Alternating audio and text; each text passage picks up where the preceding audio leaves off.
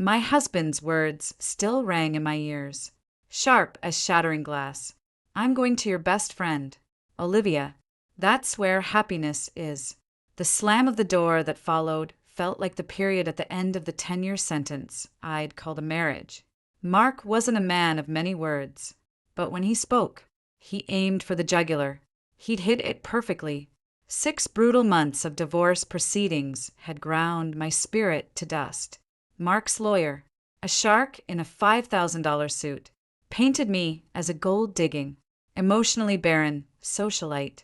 My own attorney, a kind-eyed man named David, fought valiantly, but the prenup I'd naively signed at 22 was ironclad. Mark walked away with the Pacific Palisades mansion, the portfolios, the cars.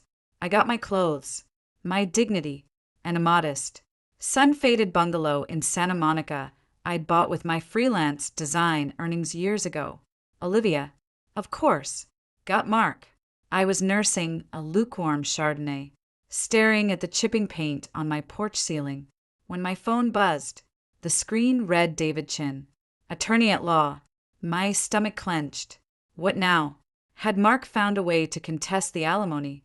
The paltry sum was barely enough to keep the lights on. Amelia. David's voice was uncharacteristically tense, a taut wire vibrating down the line. I need you to sit down. I am sitting. David, just rip the Band-Aid off. What does he want now? It's not about wants. It's, Mark is dead. The world didn't spin. The wine in my glass didn't ripple. A strange, hollow silence filled me. Dead. The word tasted foreign. How? A car crash with his new Porsche. Or did Olivia finally realize he snores like a chainsaw? The bitterness was automatic. A rusty shield. A massive heart attack. Last night. At the house. David paused. There's more. Amelia. I've just received communication from the executor of his estate, a man named Arthur Finch. Executor. Mark was 42. He didn't have an estate plan. He thought he was immortal. A cold trickle, something other than grief or satisfaction, began to seep in. What is it, David? David took a deep breath, the sound crackling through the phone. Mark had a will, a new one, executed 3 months ago. After the divorce was finalized, it names you as the sole beneficiary of his liquid assets and his controlling stake in Axiom Tech. I laughed. A short, ugly bark. That's not funny. David, is this some sick joke from beyond the grave? He left me something, a vintage bottle of the hatred he'd been saving. It's not a joke. Amelia, the initial valuation. It's approximately $120 million. The number hung in the salty California air between us. Absurd. Impossible. 120 million. 1.2 billion pennies. The Chardonnay slipped from my fingers. Glass shattering on the terracotta tiles. A pathetic echo of that slammed door. 120. I couldn't finish. Million. Yes. David's voice dropped. But the executor said there's a condition. A significant contingency clause attached to the inheritance. And there it was. The but. The hook. Mark's final, twisted move. Of course. Happiness with Olivia. A facade. This was his real masterpiece. He couldn't just die and leave me a fortune. He had to dangle it. Poison the well. What condition? My voice was a whisper. Scraped raw. Arthur Finch wouldn't disclose it over the phone. He was evasive. He's requested an in-person reading of the will tomorrow at 10 a.m. at his offices in downtown LA. He was very insistent that you attend, and that you come alone. No counsel. That's highly irregular. I said, the legal jargon feeling silly in my mouth, next to the phantom weight of $120 million. It's more than irregular. It's a red flag the size of Texas. I'm coming with you. He said alone. David, I don't care. My job is to protect you. From live husbands and dead ones. This stinks. Amelia, Mark despised you at the end. Leaving you everything makes 0 sense unless it's a trap. A trap. Yes, that sounded like Mark. elegant, cruel, and utterly controlling. He was pulling the strings from a casket. The hollow feeling inside me began to solidify into something hard and cold. Curiosity, a furious, burning need to know what game he was playing. No, I heard myself say, I'll go alone. Amelia, be reasonable. I spent a decade being reasonable. It got me a broken heart and a broken wine glass. He wants to see me squirm one last time. Fine. Let's see what the great Mark Anderson has in store. I looked at the shattered glass at my feet, the pooling wine like blood. Text me the address. David, I'll call you after. I ended the call before he could protest. The evening breeze carried the scent of jasmine and the distant roar of the Pacific. I was Amelia Shaw again, not Amelia Anderson. I was 34, alone, and broke. And tomorrow, I was walking into the lair of a dead man's lawyer to find out how $120 million came with strings attached from the grave. I didn't sleep. I sat in the dark, replaying a decade of memories, looking for clues, the early, dizzying love, the slow shift as a startup, axiom, took off, the coldness that replaced ambition, the secret of phone calls, the scent of Olivia's vanilla perfume on his collar that he didn't bother to explain, the final, brutal declaration. Had any of it been real, or was it all just prologue to this? His final act. At 9:45 the next morning, I stood in front of a steel and glass monolith in the financial district. Arthur Finch's offices were on the 40th floor. The elevator ride was a silent, pressurized ascent. My reflection in the bronze doors looked gaunt, but my eyes held a steely glint I didn't recognize. The reception area was a study in muted power, gray carpets, a single monstrous orchid, floor-to-ceiling views of a smog-hazed city. A severe woman with a blonde chignon led me wordlessly to a corner office. Arthur Finch stood as I entered. He was in his 60s, with the leathery tan of a man who played tennis to win and ice-blue eyes that missed nothing. He didn't offer condolences. Ms. Shaw, thank you for coming. Please, sit. His voice was like gravel rolling in a tin. I took the chair opposite his minimalist desk. Mr. Finch, let's dispense with the preamble.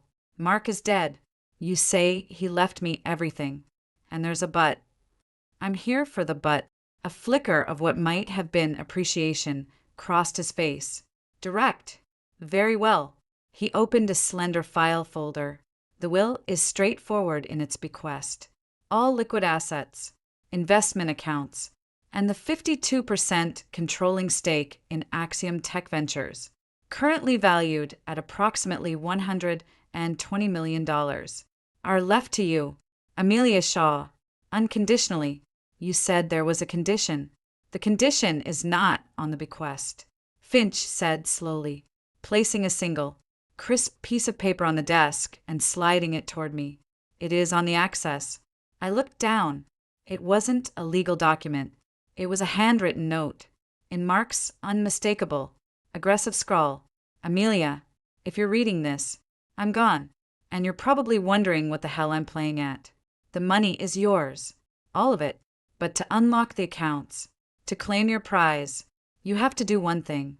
You have to spend 7 days and 7 nights, completely alone, in the house, our house, starting tonight. No communication with the outside world, no phones, no internet, no people, just you and the memories. The security system will be programmed accordingly. The staff are dismissed. Finch will handle the logistics. Do this, and every dollar is yours. Walk away, and it all goes to a charitable trust. So obscure, you've never heard of it. Your choice. Think of it as my last gift, or my last laugh. I read it twice. The audacity was breathtaking. The house, his house, the scene of the crime of our marriage, the palace he'd won, where he'd no doubt planned a future with Olivia. He wanted to lock me in it, a gilded cage, a haunted mansion. I looked up at Finch. His expression was unreadable. Is this legal? It is an unusual but legally binding testamentary condition. Yes, a personal challenge to the beneficiary. He was quite specific. 7 consecutive 24-hour periods. Beginning at 6 p.m. today, you may bring personal items, clothing, non-perishable food, but no devices capable of external communication. The property's landline will be disabled. I, or a representative, will check the perimeter once daily to ensure you haven't left. But there will be no contact. And if I break the rules, the entire estate is forfeit, immediately and irrevocably. Sensors throughout the house will detect any attempt to use communication devices or to exit before the 168-hour period is complete. He leaned forward. It is, admittedly, a psychological exercise. Mr. Anderson was a complex man. A hysterical laugh bubbled in my throat. Psychological exercise. That was one way to put it. Mark, the master manipulator, was forcing me to face the ghost of us, to marinate in the ruins of our life, with $120 million as the carrot. It was cruel, inventive, and perfectly, diabolically him. Where is Olivia in all this? I asked, the name ash in my mouth. Finch's lips thinned. Ms. Delaney is not a beneficiary. She was provided for in a separate, earlier arrangement, a lump sum. She has no claim on the estate you are being offered. So he'd tossed her some money and written her out. Had she been a pawn too, or just a cheaper one to pay off? The plot, as they said, thickened. I stared at the note. 7 days, a week in that mausoleum of my failed dreams. I thought of my dingy bungalow, my mounting debts, the pitying looks from friends. I thought of the sheer, liberating power of $120 million, the safety, the freedom, the ultimate fuck you to everyone who'd watched me fall. But that's what he wanted, wasn't it? For me to choose the money, to debase myself, to play his twisted game, to prove I was exactly the gold digger he'd accused me of being. What's in the house? Mr. Finch, I asked quietly. Why is it so important that I go back there? For the first time, Arthur Finch looked uneasy. He glanced out at the sprawling city. I am merely the executor. Ms. Shaw, I present the terms. I do not speculate on the testator's motives. Do you accept the condition? The clock on his wall ticked. The money whispered. The ghost of my husband laughed. I saw the shattered wine glass, the chipping paint, the endless, uncertain future. I picked up the pen on his desk. It was cold and heavy. Where do I sign? The iron gates of the estate on Palisades Drive swung open with a silent, automated grace that felt like a predator's jaw unhinging. My rented Toyota Corolla, a gray mouse in a kingdom of forgotten lions, crawled up the manicured drive. The late afternoon sun gilded the Spanish-tiled roof of the monstrosity Mark and I had once, foolishly, called home. It didn't look like a home. It looked like a museum dedicated to a version of success I'd never been part of. David's final, frantic call echoed in my head. Amelia, this is insanity. It's a psychological trap. He's torturing you from the grave. Let me get a court to block this. Contest the condition. On what grounds? David, cruelty. A dead man can be as cruel as he wants. It's legal. He made sure of it. My voice had been scarily calm. 1 week. For $120 million. It's a transaction. It's not a transaction. It's a seance. You're walking back into the scene of the crime. He wasn't wrong. Every hydrangea bush, every piece of river rock in the landscaping was a piece of evidence. Here is where you hosted parties you hated. There is where you watched him retreat into his study, the lock clicking shut. On that balcony, you finally asked him if he was having an affair.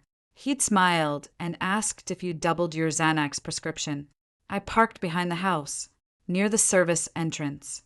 As per Finch's sterile instructions, the Ferrari and the Range Rover were gone, probably whisked away to some secured garage.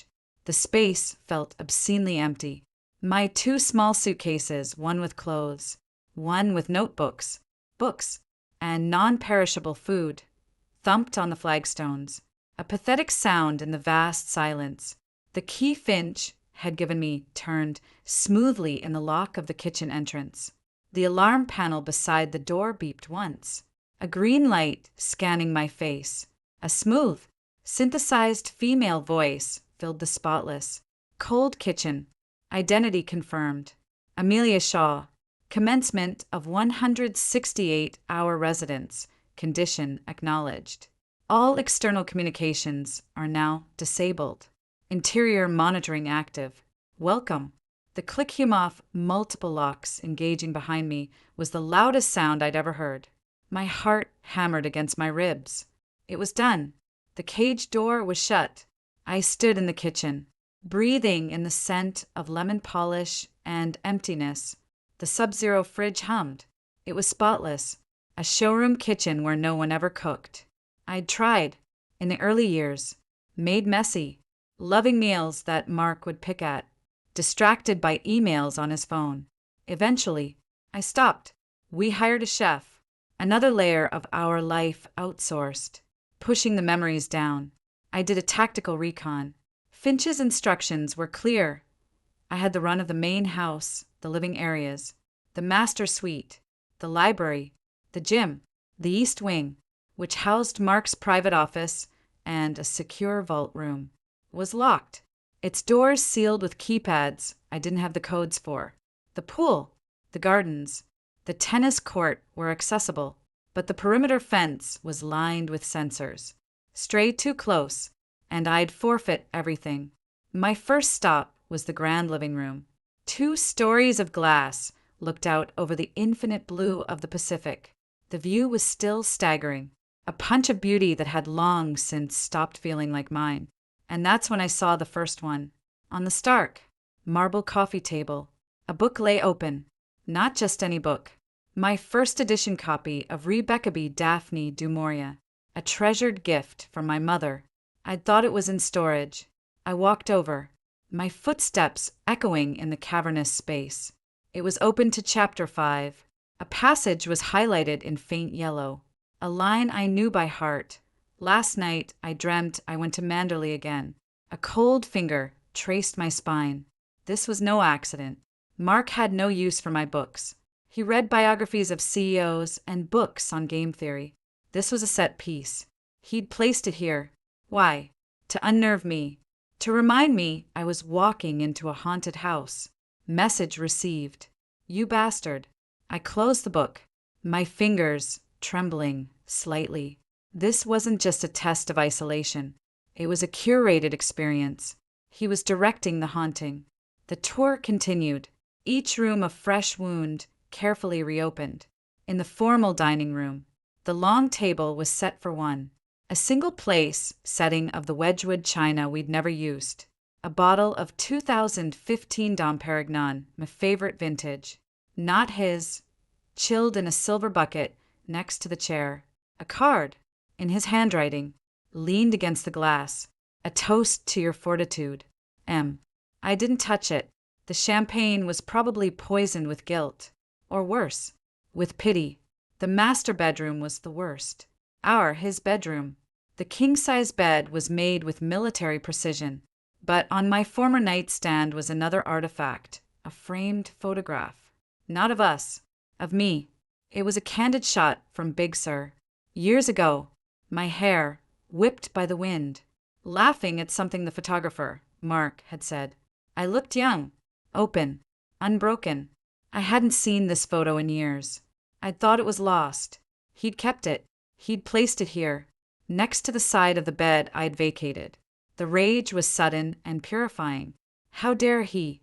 How dare he rifle through the ruins of Yuzend, present these shards as if they were treasures? This was his game, to remind me of what was, to contrast it brutally with what is, and to dangle a future so rich it would make me swallow the humiliation. I threw the frame against the wall. It hit the textured plaster with a satisfying crack, the glass splintering across the photo of my smiling, ignorant face. The sound was violently loud in the tomb-like silence. I stood there, breathing hard, waiting for the security system to blare. 4 Finch's voice to boom from a hidden speaker, condemning me for property damage. Nothing. Only the quiet hum of central air, keeping the mausoleum at a perfect 72 degrees. That's when I understood the second rule of the game. I could break things. I could rage. I could scream. The house didn't care. The sensors only cared if I tried to leave or call for help. Mark had built me a sandbox for a nervous breakdown. I spent the first hours methodically searching. I wasn't just a prisoner. I was a detective in my own prison. I checked every drawer, every cabinet that wasn't locked. I found more of his little gifts. My favorite chamomile tea bags in the otherwise empty pantry.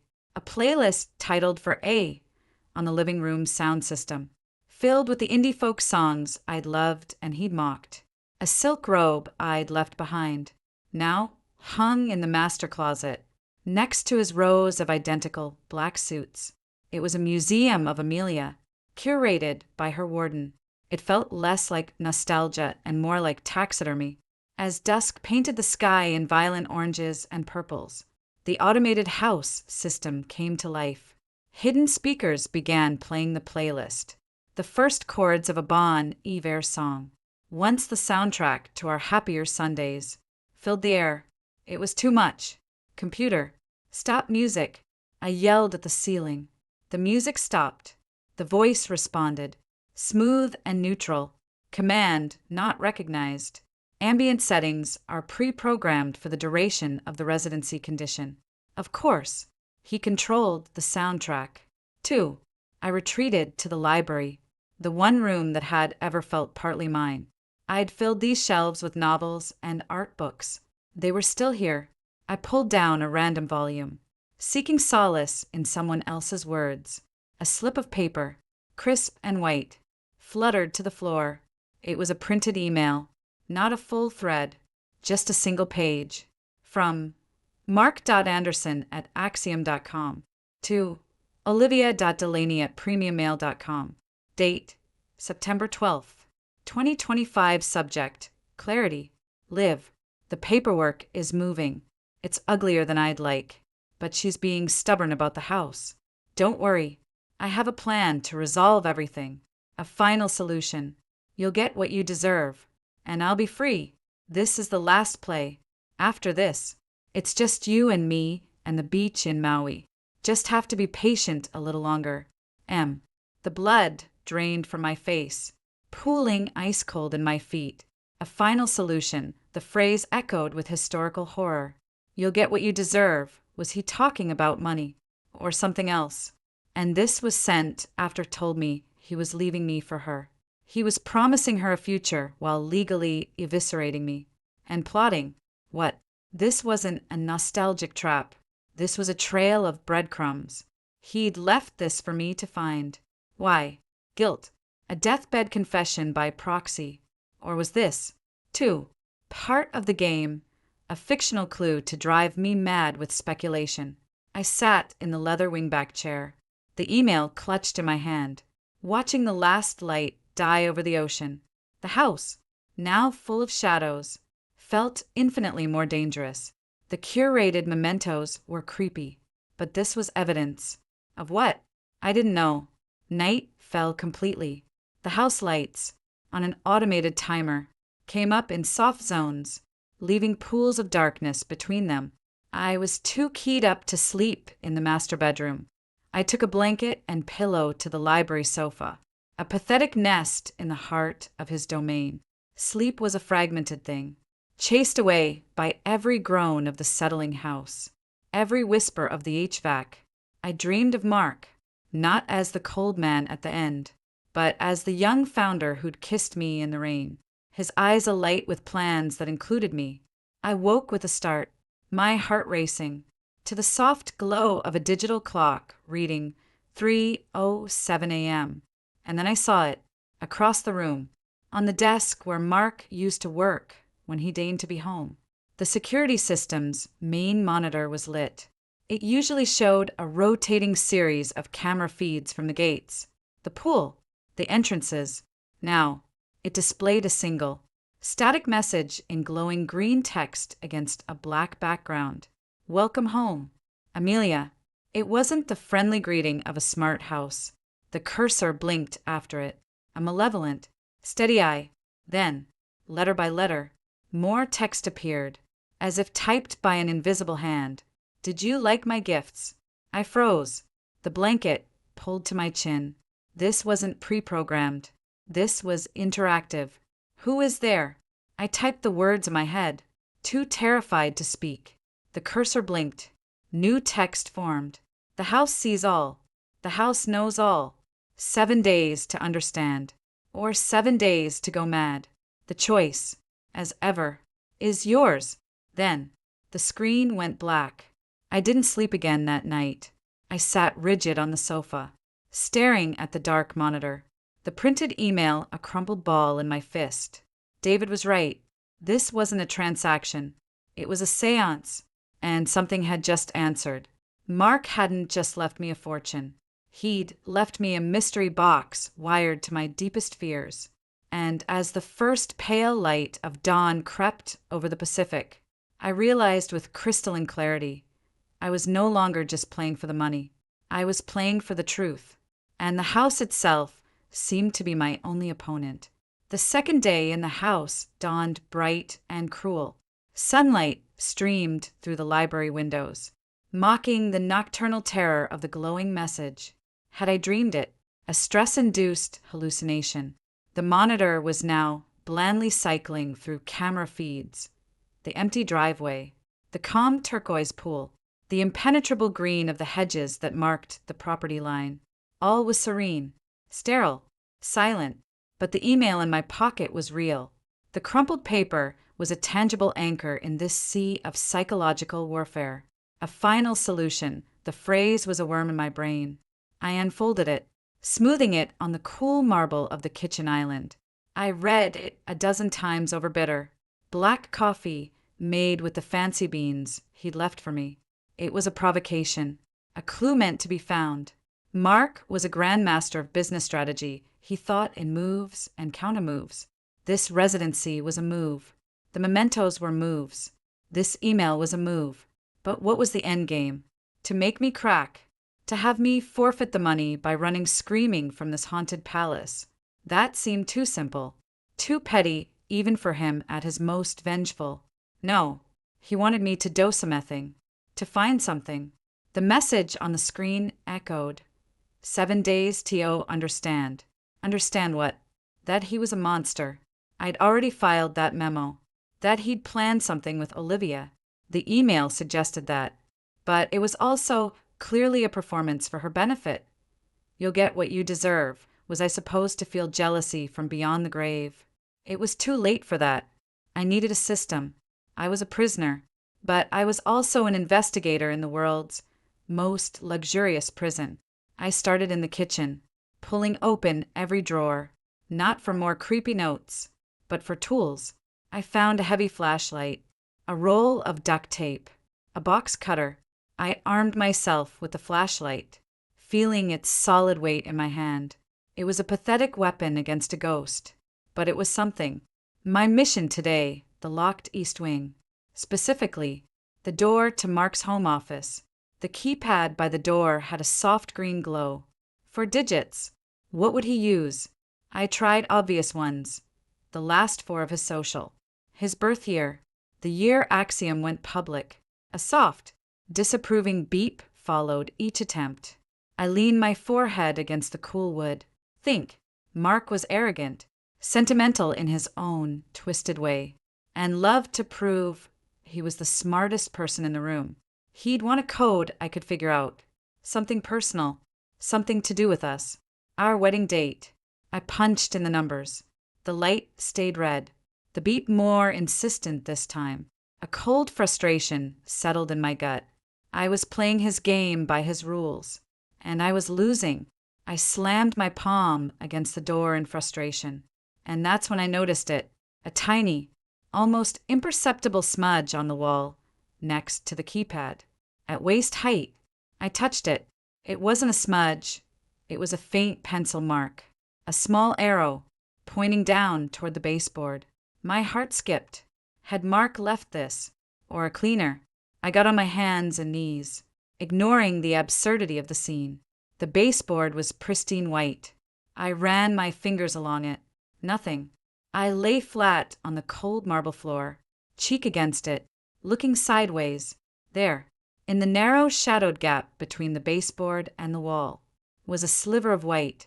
I wedged the box cutter in and pried. A small, folded piece of thick paper slid out. It was a cocktail napkin from the bungalow, the insanely expensive club in Santa Monica where we'd had our first real date. On it, in my own handwriting from a lifetime ago, was a phone number and a doodle of a star. My number, the one I'd given him that night, a gesture of boldness that had thrilled me. He'd kept it all these years, and written below my doodle, in his later, more aggressive script, were 4 digits, 1012, October 12th, not our wedding date, the date of that first date, the night he'd said I was the most fascinating puzzle he'd ever wanted to solve. A wave of nausea hit me, a mix of visceral memory and profound disgust. He'd kept this trophy, and he'd used it as a combination. The sentimentality was a lie, a tool. Everything was a tool. With trembling fingers, I punched 1-0-1-2 into the keypad. A soft chime, a green light, a definitive clunk as the magnetic lock disengaged. I pushed the door open. Mark's office was a temple to himself.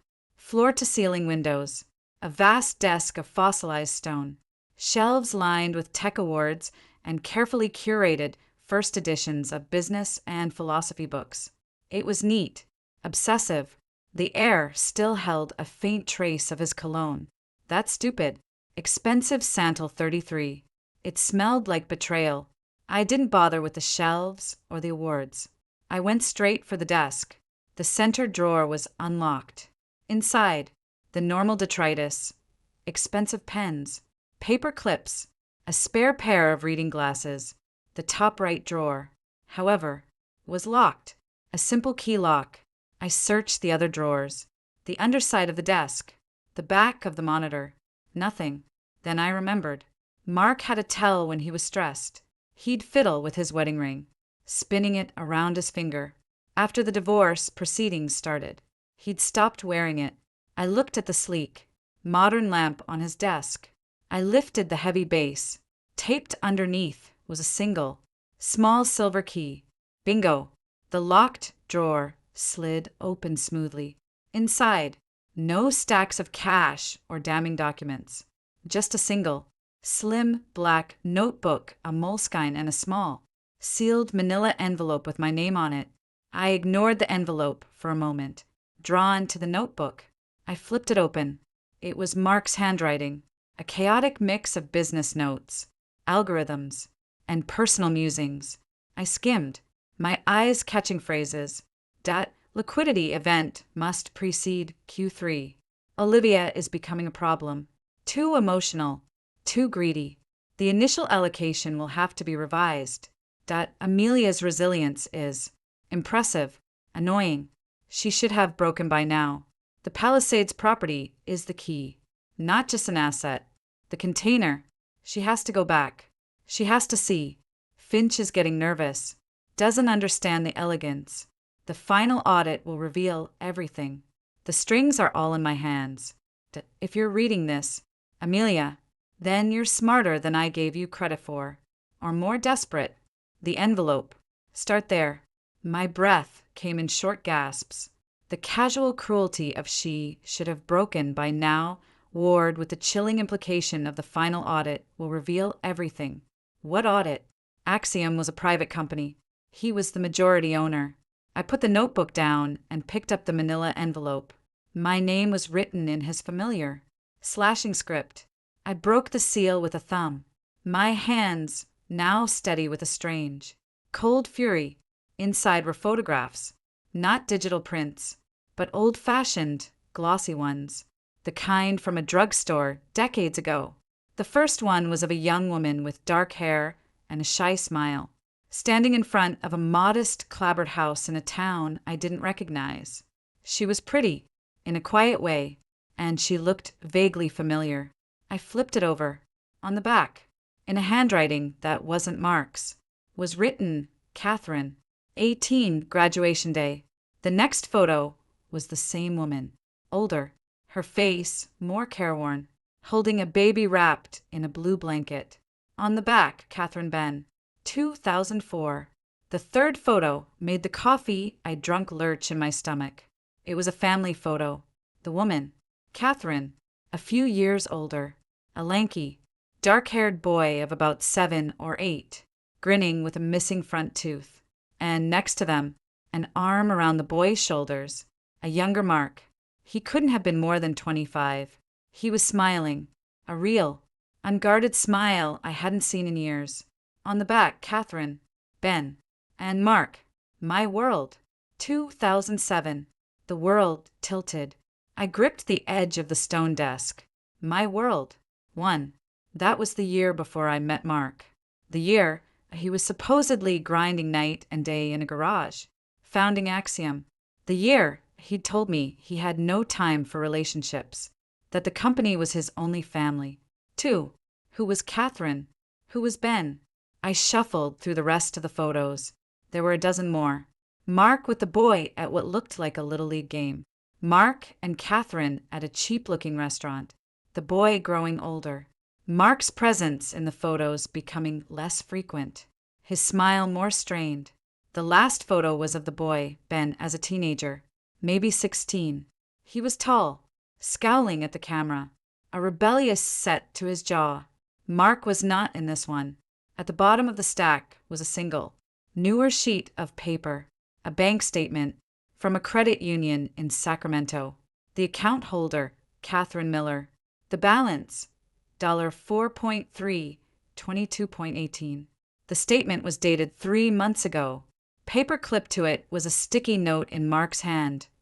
They deserve more. She wouldn't take it. Fix this. The pieces, sharp and jagged, began to click into a picture I didn't want to see. A secret family, a son, a woman he'd left behind, all while he built his empire, married me, and paraded Olivia on his arm. The scale of the lie was oceanic. But why show me this? Guilt, a deathbed conscience, to hurt me one last, ultimate time. They deserve more. Was this the final solution he'd emailed Olivia about? Not getting rid of me, but providing for this secret family. And where did the 120 million fit in? Why leave it all to me, and then hand me evidence of his greatest betrayal? The final audit will reveal everything. A new, more terrifying thought occurred to me. What if the money wasn't clean? What if Axiom's success, the very foundation of his fortune, was built on something rotten? What if he'd left me the fortune because I was the only one he could trust to fix this for Catherine and Ben? Or was I just the patsy, the fall guy left holding the bag of dirty money? The door to the office suddenly hissed shut behind me. I jumped, a scream catching in my throat. I hadn't touched it. I ran to it, trying the handle. Locked. The keypad on the inside showed red. I was trapped. Computer. Unlock office door. I yelled. No response. The house was silent. Then, the large monitor on Mark's desk flickered to life. Not the security feed this time. It showed a live video file. Paused. The image was Mark. He was sitting right here, in the chair I was now leaning against, looking directly into the camera. He looked older than I remembered, thinner, with a gray pallor the high-definition camera couldn't hide. This was recent, very recent. A message appeared over the paused video. Play me. With a trembling hand, I reached for the mouse and clicked. Mark on the screen took a slow breath. He looked tired, mortal, a ghost in a crisp white shirt. Hello, Amelia, he said, his voice a dry rasp. It was the same voice that had told me he was leaving, but stripped of its venom. It was just weary. If you're seeing this, you found the key. And the pictures. I'm sorry. For all of it, but especially for that. He paused, looking away from the camera, gathering himself. The gesture was so uncharacteristically vulnerable, it was more unsettling than any cruelty. Catherine Miller was my wife, he said, the words dropping into the silent room like stones. We married young. Stupidly. Ben is my son. He's 20 years old now. I left them when Ben was 2. I sent money, when I had it, then more when I did. But Catherine, she was proud. She took only what she needed for Ben. She hated me, and she had every right to. I sank into his chair, the leather cold through my clothes.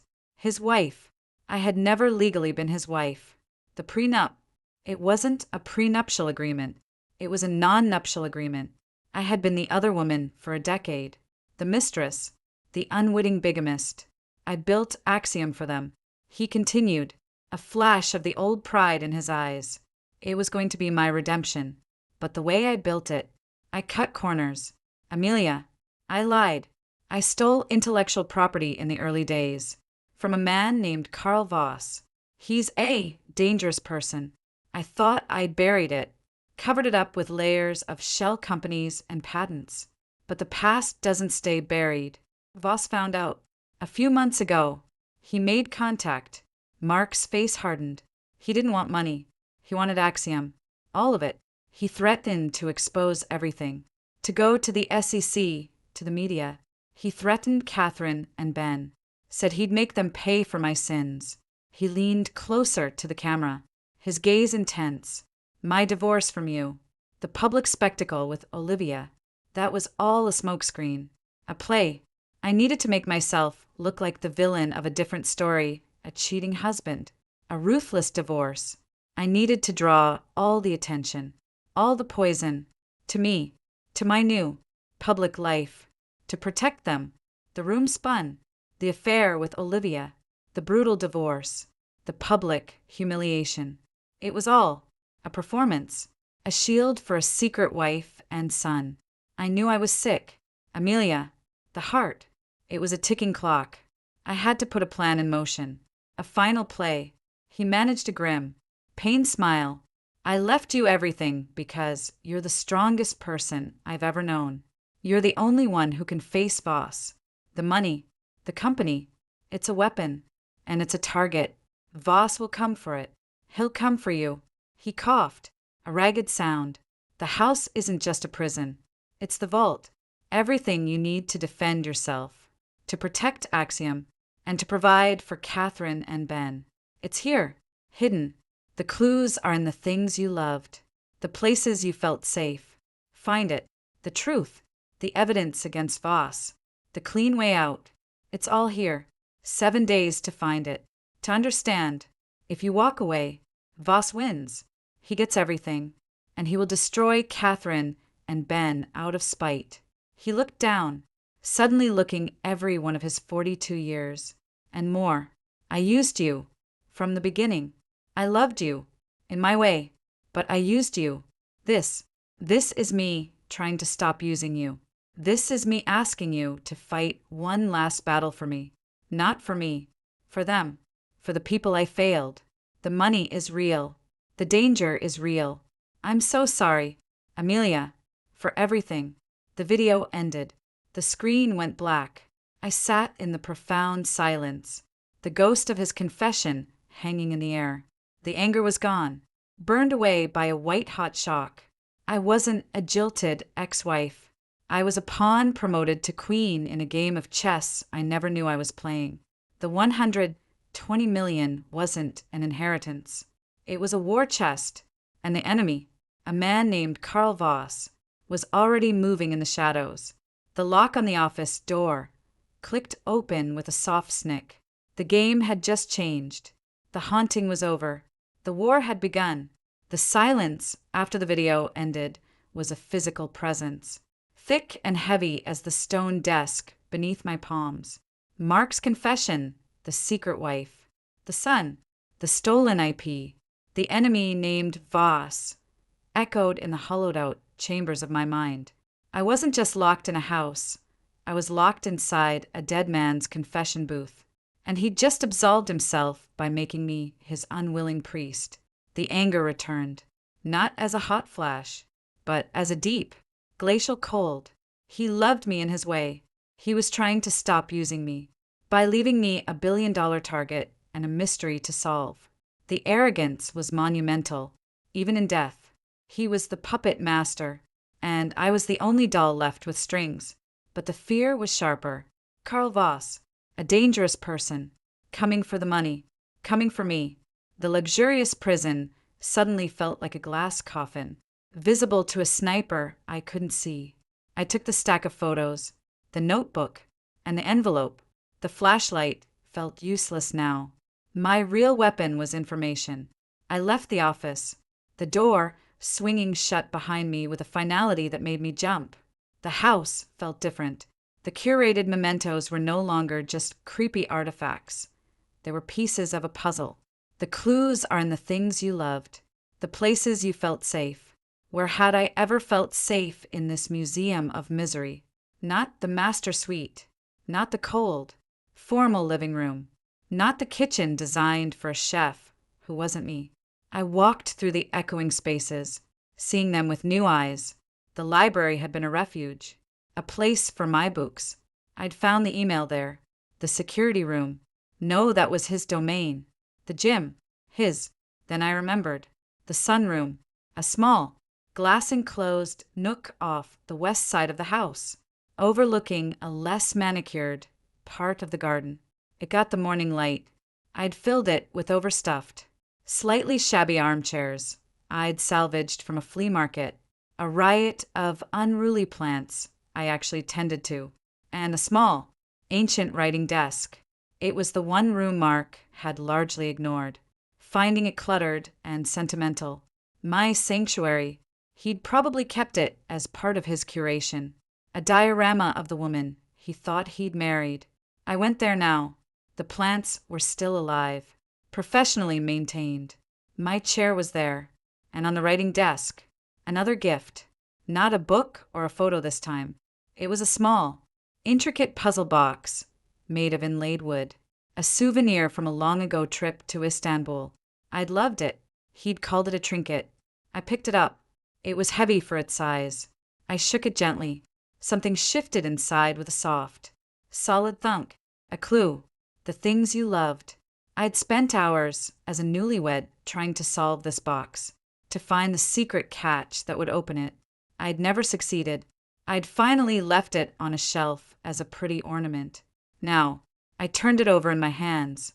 The polished wood warm. Mark knew I'd never opened it. Was the clue the box itself, or was what was inside the key? I examined every seam, every inlaid piece of mother of pearl. The pattern was a complex geometric star. A star, like the doodle on the cocktail napkin. My star. I pressed the center of the star, remembering the feeling of drawing it, the hopeful boldness of that night. Nothing. I twisted the points, pushed, pulled, frustrated.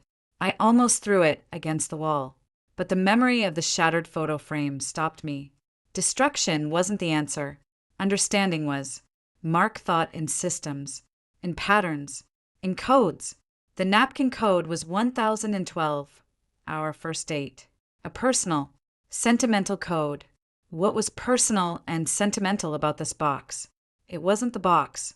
It was the trip. Istanbul. Our honeymoon. No, not a honeymoon. A trip. A lavish, week-long vacation after our Vegas wedding. The thought now tasted like ash. Had he already been married to Catherine then? Was it bigamy from the very first day? I pushed the revulsion down. Focus. The trip. October. We'd gone in October. I'd been obsessed with the Grand Bazaar, the scents, the colors. Mark had been impatient, wanting to get back to the hotel to take calls. One afternoon, he'd vanished and returned with this box, a peace offering for my puzzle. He'd said, kissing my forehead. I'd been thrilled. Maybe the code wasn't a number. Maybe it was a sequence, a pattern from the trip. I closed my eyes, trying to block out the present, to feel the past, the heat, the call to prayer, the taste of strong coffee, the rug merchant, the man we'd bought a rug from. His shop had a similar geometric pattern on the door. Mark had haggled with him. A rapid-fire exchange in broken English and Turkish. The merchant had laughed, clapped Mark on the back, and said something. What was it? He'd pointed to the pattern and said, "For you, my friend. The secret is in the heart. Always start in the heart. Start in the heart." My eyes flew open. The geometric star on the box. In the very center, where the points met, was a tiny, almost invisible, hexagonal piece of darker wood. The heart of the star. I'd always thought it was just part of the pattern. I pressed it, hard. A soft click. One of the long sides of the box slid open a fraction of an inch. My heart hammered against my ribs. I carefully pulled the panel open. Inside, nestled in fitted blue velvet, wasn't a jewel or a secret message. It was a USB drive, a sleek, black, unmarked thumb drive. Of course, the truth wasn't written on paper. It was in the cloud, in bytes. He'd left me the key to the digital vault. I rushed back to his office, the drive clutched in my sweaty palm. I half expected the door to be locked again, but it opened at my touch. The ghost in the machine was guiding me. I woke his computer, a powerful, sleek machine. It asked for a password.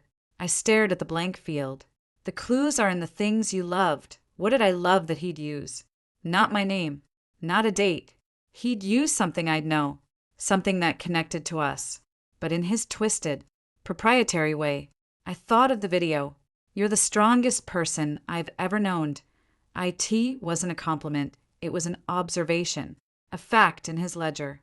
I typed misstrung puzzle, the computer word, and the desktop bloomed to life. No background photo, just a clean screen with a few folders. One was labeled Axiom, another, personal, and a third, simply, for Amelia. I double-clicked the last one. Inside was a single video file, labeled watch_surfirst.mov, and a folder called Evidence. I played the video. It was Mark again, in the same shirt, but he looked even more exhausted. The circles under his eyes like bruises. You opened the box. Good. I knew you'd remember. He allowed himself a faint, grim smile. On this drive is everything. The original schematics I took from Voss's company, Next Gen Dynamics. 20 years ago, they formed the core of Axiom's first 3 patents. The proof of the theft. Correspondence with Voss. Starting 6 months ago, he's not making empty threats. He has connections to organized crime in Eastern Europe. His business is a front for money laundering. He wants Axiom to clean his cash. The screen split. On one side, Mark's tired face. On the other, documents flashed, technical drawings, scanned letters with letterheads from NextGen, emails with a cvoss@nextgendyne.com address. The emails were chillingly professional at first, then veiled threats, then blatant ones. I will take what is mine, Anderson. I will take your company, your money, and if you resist, I will take the people you hid in Sacramento. A wife and son are such tender leverage. Mark's face returned. Full screen. I transferred the bulk of my liquid assets into a blind trust, accessible only to you, to make Axiom a less appealing target. It didn't work. He knows about the trust. He knows it goes to you. He'll come for you. Amelia, he'll try to take it, or force you to hand it over. The house is the safest place for now. Finch's security is top-notch. Voss says people can't get in without a war, but they're watching. They're waiting for you to leave. He leaned forward, his gaze intense. You have 2 tasks. First, protect the evidence. Use it. There's a contact in the file, Samuel Ryder, an investigative journalist with the Wall Street Journal. He's been sniffing around NextGen for years. Send him everything. Once it's public, Voss loses his power. The SEC, the FBI, they'll have to act. It'll torch Axiom's reputation. Maybe destroy it. But it will stop him. Destroy Axiom, the company he'd built, the empire he'd stolen for. He was willing to burn it all down. Second, he continued, his voice dropping, Catherine and Ben. Their information is in the file. Their address. Ben's school. Catherine works as a librarian. They have no idea about any of this. About Voss. About the money. You have to warn them. Protect them. The money in the trust. A large portion is for them. Set up a structure. An annuity. Something she can't refuse. Make sure Ben's future is secure. It's the only thing that matters now. He ran a hand over his face. The gesture was one of utter defeat. I've written a letter to them, explaining, as much as I can. It's in the safe. The safe. The vault room in the locked east wing. The combination is the date Ben was born. October 3rd, 2004, 1003. Finch doesn't have it. No one does but you. The letter, and some things for them, are inside. Get it to them. Explain. Try to explain. He looked directly into the camera, and for a fleeting second, I saw the ghost of the man I'd fallen for, intense, driven, certain he was right. I've laid a trail for Voss, too, a false one. He thinks the evidence is in a safety deposit box in Zurich. It'll take his people time to figure out it's not. You have a week, maybe less, once you leave this house, before he knows the truth and comes for you directly. Use the time. Get to Ryder. Get to Catherine. The video ended. I sat back, my mind reeling. A week. I had a week to bring down a criminal enterprise and save a family I just learned existed. With $120 million and a target on my back, I opened the evidence folder. It was meticulously organized. It was all there. A dead man's confession and a loaded gun. But something nagged at me. A hole in his story. If he'd orchestrated this whole elaborate endgame, the false divorce drama, the will, the clues, why the cruelty? Why the 7 days to go mad message on the security system? Why the psychological torture of making me relive our marriage? Was it just Mark being Mark, unable to resist one last twist of the knife? Or was there a piece he wasn't telling me? I checked the computer's clock. I'd been inside for over 36 hours. The isolation was already warping my sense of time. I had to move. The safe. The vault room was next to the office. A reinforced steel door with a mechanical combination lock. No electronic keypad this time. I spun the dial. 10-0-3. The heavy bolt retracted with a solid clunk. The room was small, cold, and smelled of metal and old paper. It wasn't filled with cash or gold. There were shelves with document boxes, a small fireproof safe on a pedestal, and, on a simple table, two objects. One was a sealed letter, on thick, creamy paper, with Catherine Ben written on the front in Mark's hand. The other made my breath catch. It was a small, exquisitely carved wooden horse, about the size of my hand. I recognized it instantly. I'd bought it from a street vendor in Istanbul on that same trip. On the same day as the puzzle box. I'd loved its whimsy, the joy in its carved mane. Mark had scoffed. It's junk. Amelia, you have terrible taste. I'd kept it on my nightstand for a year before it accidentally got knocked into the trash during a maid's cleaning frenzy. I'd been quietly heartbroken. He'd kept it. He'd saved it. All these years. In his vault. Next to the horse was a simple key on a fob with a logo for a place called Starlight Self-Storage in Burbank. A unit number was written on the fob in Sharpie. 217. This wasn't in the video. This wasn't part of his confession. The horse was a message. Just for me. A message of, what? Remorse. A token of a real feeling, buried under decades of lies. Or just another layer of the puzzle. I picked up the key. Starlight Self-Storage. What was in Unit 217 that was so important it was in the vault? But not important enough to mention in his final instructions. The ghost in the machine had given me the tools. But he'd also left a loose thread. And I knew, with a certainty that chilled my blood, that Karl Voss wasn't the only dangerous thing waiting for me outside these walls. The past Mark had buried was a live minefield. And I was standing in the middle of it, holding a map written in invisible ink. The carved horse felt heavy in my hand, a totem from a life that had been a lie. Its presence in the vault was the most unnerving clue yet. It whispered of a sentimentality, a regret, that didn't fit with the cold, strategic mastermind of the video confession. It was a flaw in his narrative, and a flaw, in Mark's world, was a vulnerability. Had he left it deliberately, knowing it would confuse me, or was it a genuine slip, a piece of the real man peeking through the armor? I had no time for an existential crisis. The clock was ticking. According to Mark, I had a week after leaving the house before Voss's people realized the evidence wasn't in Zurich and came for me. But that timeline felt optimistic. If Voss was as connected and ruthless as the file suggested, he'd have the house under surveillance. My 7-day isolation was a protective cocoon. But the moment I stepped outside, I'd be a butterfly on a pinboard. I needed a plan. Step 1. Secure the evidence. I copied the entire contents of the USB drive onto 2 additional drives I found in Mark's desk. I hid one inside the hollowed-out base of an ugly ceramic vase in the sunroom, and sewed the other into the lining of my suitcase, my fingers clumsy with urgency. The original went back into the puzzle box, which I placed prominently on the living room coffee table, a decoy for anyone who might get in. Step 2.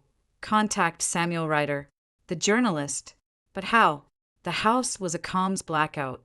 Finch's security was a dome of silence. I couldn't email, couldn't call. I paced the library, the weight of the information like a bomb in my chest. I had to get it out. Then I remembered the security system's external monitoring. Finch or his man did a daily perimeter check. That was my only window to the outside world. I had to get a message to him. But could I trust Finch? He was Mark's executor, his fixer. He'd set up this twisted game. Was he just a hired gun following instructions? Or was he part of the play? Mark hadn't mentioned him as an ally, only as a functionary. I needed a test, a way to pass a message that, if Finch was compromised, wouldn't blow everything up. I found a notepad and a pen. I wrote a simple, clear note, quoting directly from the Voss emails to lend credibility. Mr. Finch, please forward immediately to Samuel Ryder. Tell him, Voss at NextGen Dynamics stole IP. He uses Axiom to clean money. Threatens family. Evidence is secured. Anderson is dead. The widow needs extraction and protection. Urgent. Do not call authorities yet. Wait for my signal. Yes, I didn't sign my full name. If Finch was dirty, AS was ambiguous. If he was clean, he'd know. But how to get it to him? I couldn't just walk out and hand it over. The censors would forfeit the inheritance. I needed to bypass the system without triggering it. I spent the next few hours studying the security panel in the library. It was a sleek, touch-screen interface, but it had physical ports on the side, Ethernet, USB. It was a computer, and like any computer, it could be hacked, or at least fooled. I was no hacker, but Mark was, and he'd left me clues. The things you loved. What did I love that was tech-adjacent? I loved puzzles, escape rooms. I'd dragged Mark to one early on, trying to find a shared interest. He'd solved the whole thing in 10 minutes, smugly explaining the logic gates and pattern recognition. I'd been annoyed, but fascinated. Later, he bought me a book on basic cryptography as a joke gift. For when you want to challenge me, he'd said. I ran back to the library, to the section where my books still sat. I found it, the Codebreaker's primer, sandwiched between a novel and a book on gardening. I opened it. Inside, on the title page, was an inscription in his handwriting. To my favorite puzzle, the solution is always simpler than it seems. M. I flicked through the pages. Most were unread. The joke long since worn thin. But near the back, in the chapter on steganography, hiding messages in plain sight, a paragraph was lightly underlined in pencil. The most secure way to pass a message is often to hide it within the normal traffic of a system, like a single altered packet in a data stream. A data stream, the The security system sent data out. Status updates, sensor pings, to a central server Finch undoubtedly monitored. Could I alter a packet? No, but maybe I could create a new packet. I looked at the security panel. The daily check. It was a physical inspection, but Finch had said they check sensors. What if the system logged the inspector's presence? What if it required a code to be entered to confirm the check? I waited. The check happened in the morning, around 9 a.m.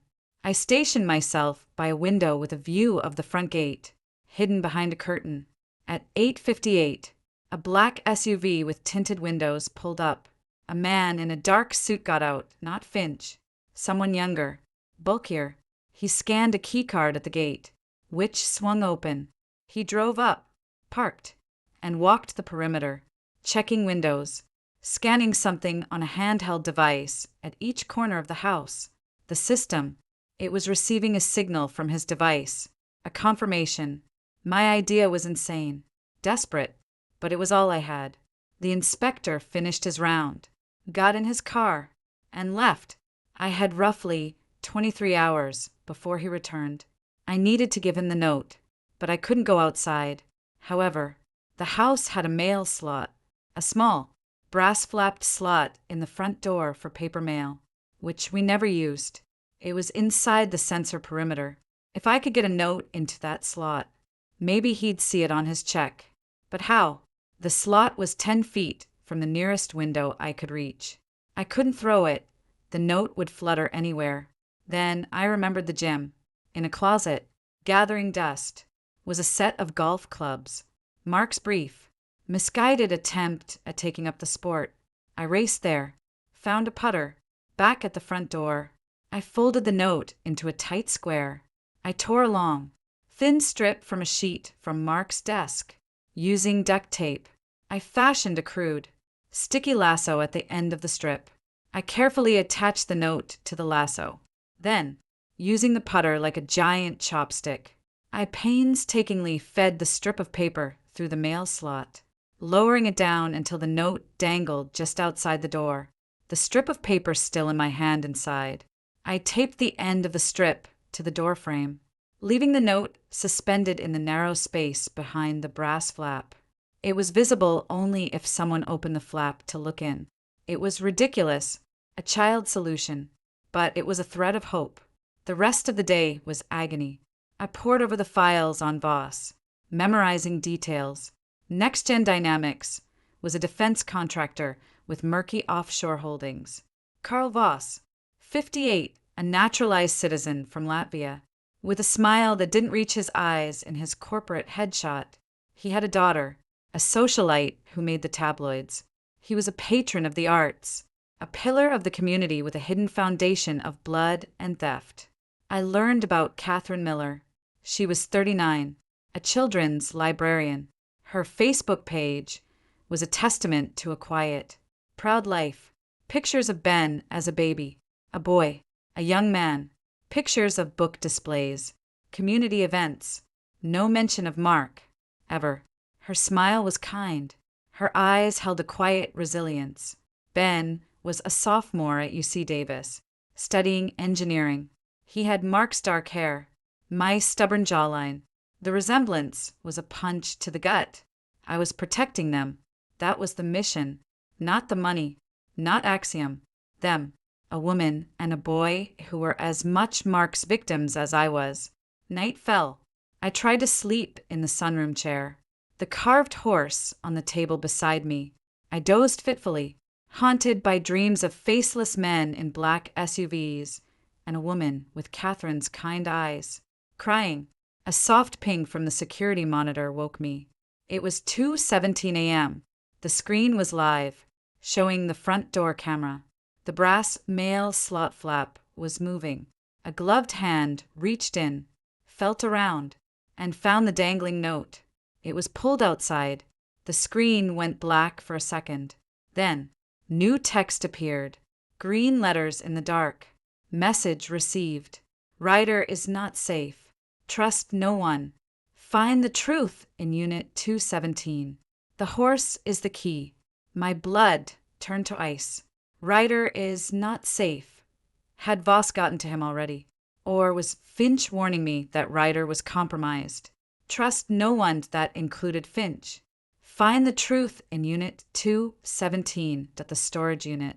The horse is the key, not the USB drive.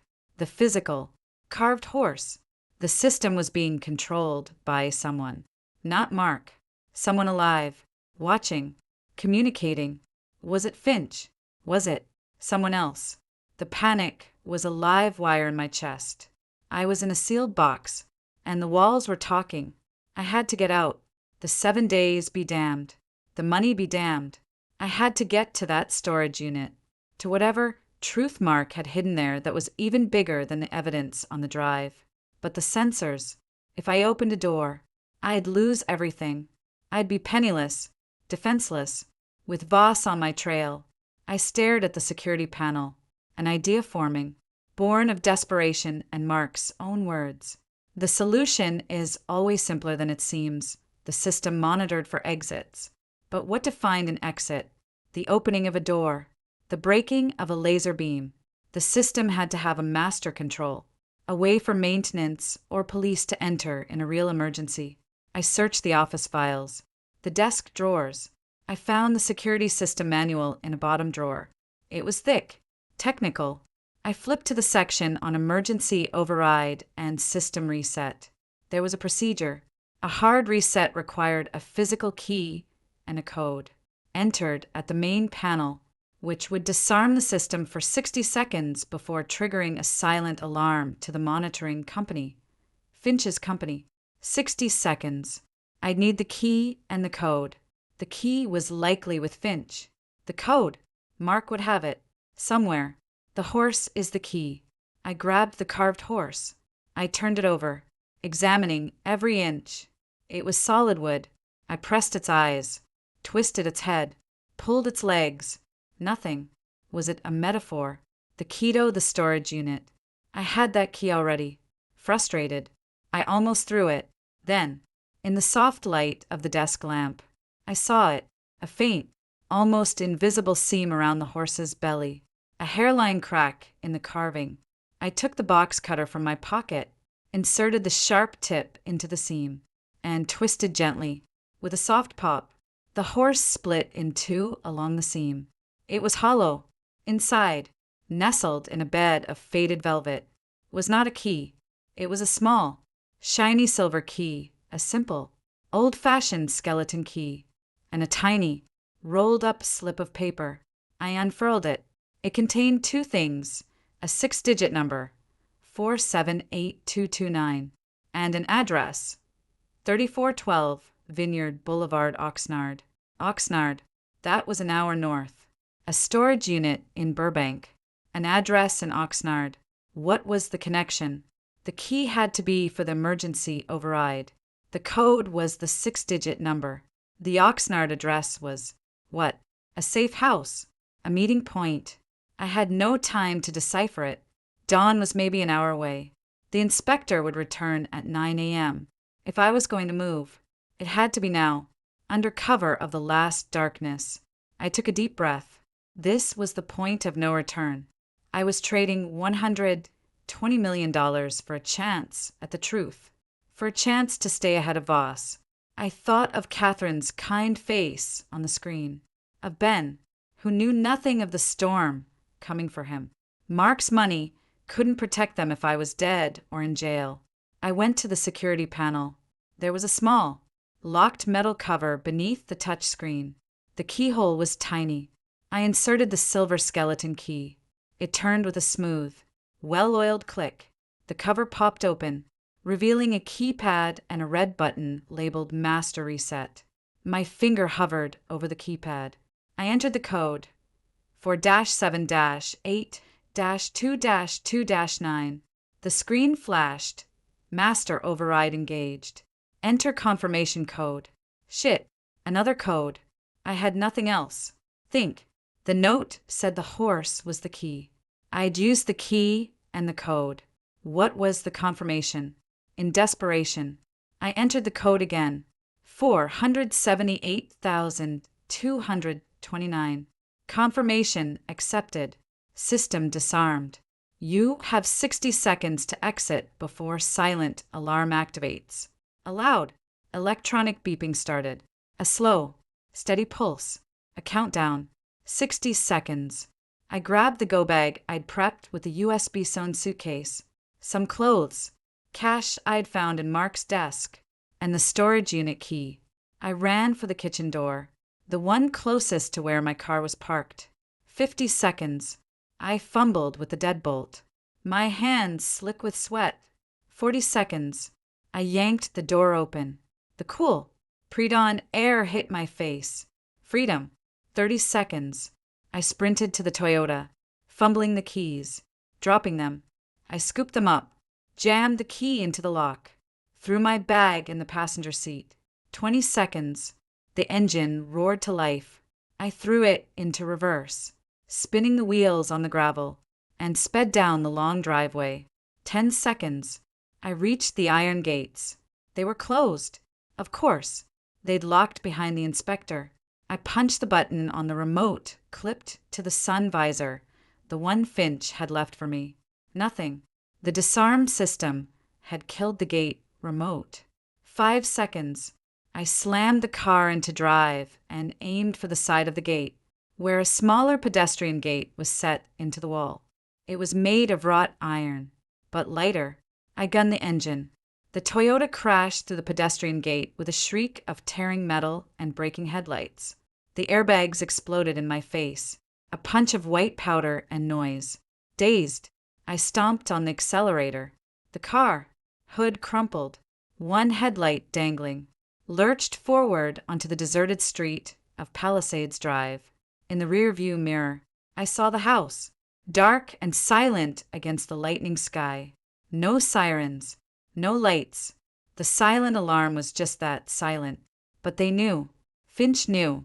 And if Finch was compromised, Voss knew. I was out. I was disinherited. I was broke. And I was being hunted.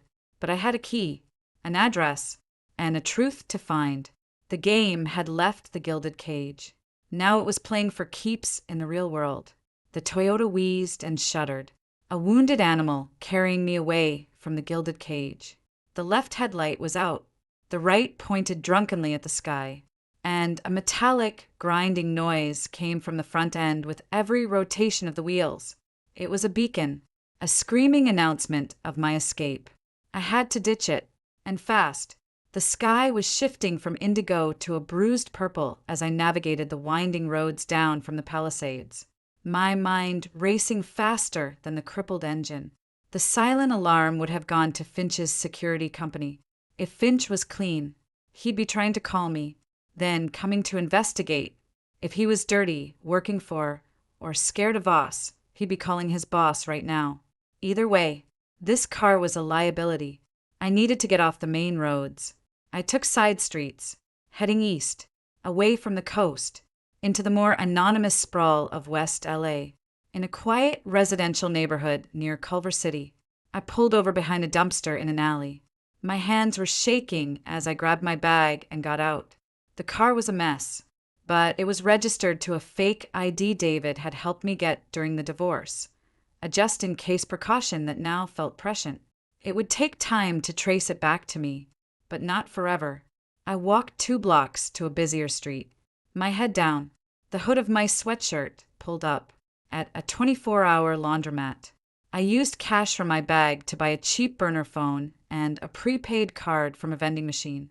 My first call wasn't to David. It wasn't to the police. I called the number for Samuel Ryder, the journalist. It rang 4 times before going to voicemail. A crisp, professional voice. You've reached Sam Ryder. Leave a message. The beep felt ominously final. Mr. Ryder, my name is Amelia Shaw, Mark Anderson's widow. I have evidence on Carl Voss and NextGen Dynamics. IP theft, threats, money laundering. He's dangerous. I was told you're not safe. Please, if you get this, call this number. I'm sending the files to your secure drop. Please be careful. I hung up, my heart thumping. Not safe, the warning on the screen echoed. Had I just made a fatal mistake? using the burner's shaky internet. I accessed a secure file sharing service Mark's instructions had detailed. I uploaded one of the encrypted copies of the evidence, setting the recipient as the secure email writer used for tips. I typed a similar message, adding Catherine and Ben's names and the threat against them. I hit send. The files began their slow upload. It was out of my hands. Now, transportation. I couldn't rent a car. My ID was compromised. A taxi was traceable. I walked to a major boulevard and used the ride-sharing app on the burner phone, paying with cash. The destination, Union Station in downtown LA.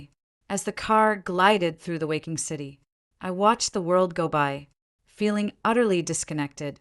People were heading to coffee shops, to the gym, to work. Their lives were normal.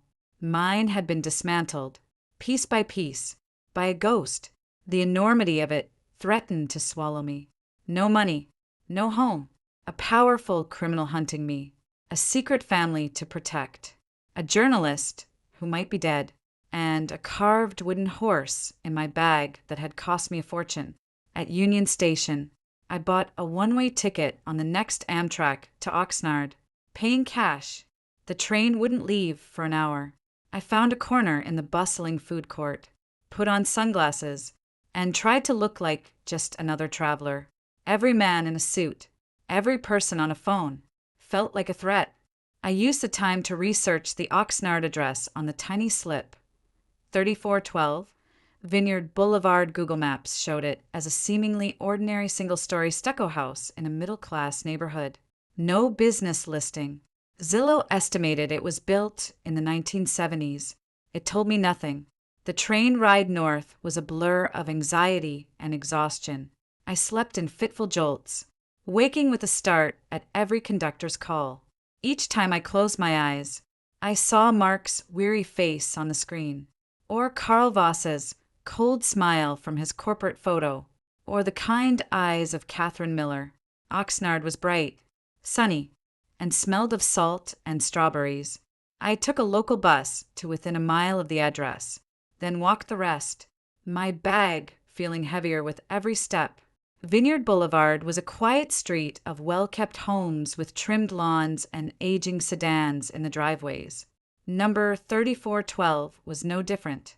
Beige stucco, brown roof, a faded welcome mat. It looked utterly benign. There was no car in the driveway. The curtains were drawn. I circled the block once, then approached from the side, trying to look casual. My heart was a drum against my ribs. Was this a trap? A safe house? The home of another of Mark's secrets? I walked up to the front door and rang the bell. Chimes echoed inside. Nothing. I rang again. Silence. I checked the slip of paper again. 3,412 Vineyard. This was it. I peered through the narrow window beside the door. The interior was dark, but I could make out a tidy living room. Generic furniture. It looked lived in, but not currently occupied. I tried the knob. Locked. The backyard was enclosed by a tall wooden fence. The gate was also locked. I glanced around. The street was still empty, summoning a strength I didn't know I had. I grabbed the top of the fence, hoisted myself up, and tumbled ungracefully into the backyard. It was a typical California yard, patchy grass, a concrete patio, a Weber grill covered in a tarp, and a small, detached garage.